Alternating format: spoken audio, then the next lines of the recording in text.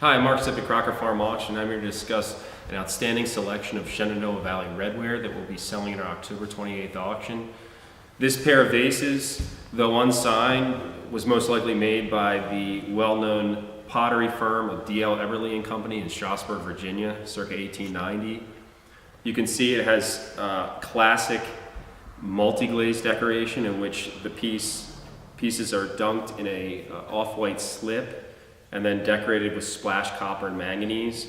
In the case of these vases, as you will find on some of the flower pots by the Bells and Everlys, the entire surface is not coated in a clear lead glaze.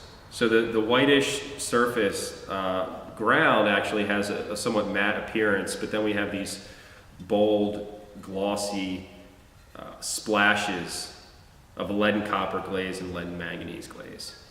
The interiors are actually glazed, and this was probably done to protect the interiors if they were filled with water.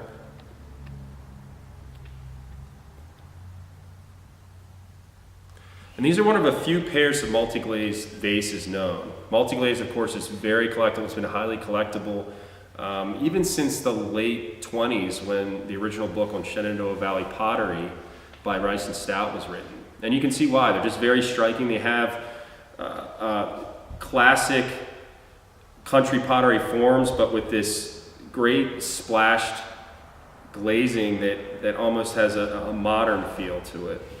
And the colors are fantastic. So multi-glaze has always been something that's been collectible really since American antiques have been highly sought after. And you can see why. This is an exceptionally rare pair. We'll also be including a number of other multi-glaze forms from the Shenandoah Valley, and I'm just going to talk about a few other ones here. This example is actually a copper glazed pitcher and bowl set done in an exceptionally rare miniature size.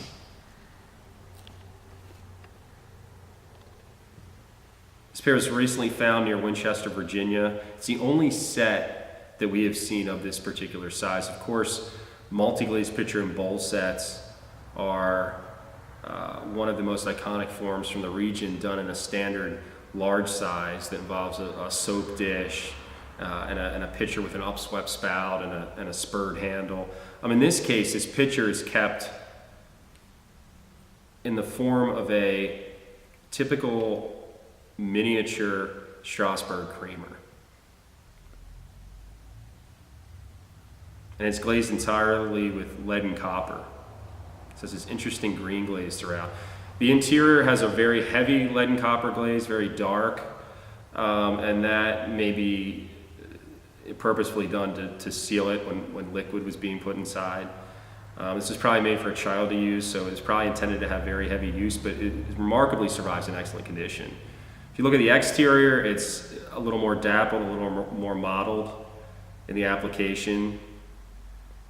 You can see a lighter clay ground here, and that's either a light slip coating or it's possibly just a natural yellowish clay being used, which is something that the pottery firm S. Bell & Son did from time to time, and that pottery we feel very strongly was the maker of this set.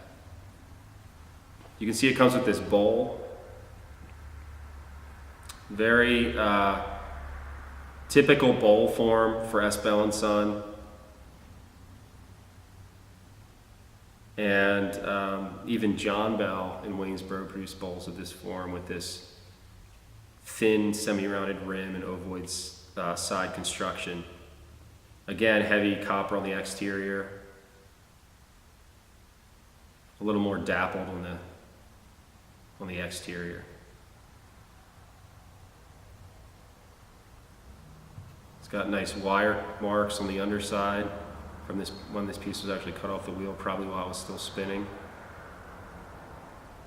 We've seen one other Strasburg multi-glaze creamer of this size, or roughly this size, that I can remember sometime about 10 years ago, but I haven't seen any others. This is a really important set, not only for its size, but its heavy use of copper, which is highly unusual, and additionally, the fact that we have two pieces that were made together